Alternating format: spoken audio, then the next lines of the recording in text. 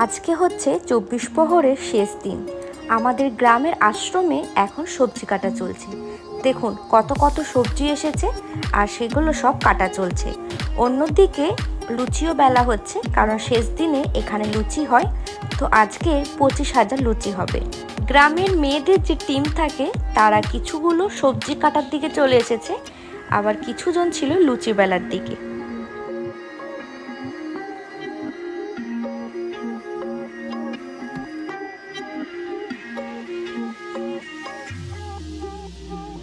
চলুন এরপর যেখানে লুচি বেলা হচ্ছে এবং লুচি ভাজা হচ্ছে সেই জায়গাতে সবজি কাটার জায়গাতে আমি ছিলাম না, কারণ আমি সবজি একদম কাটতে পারি না।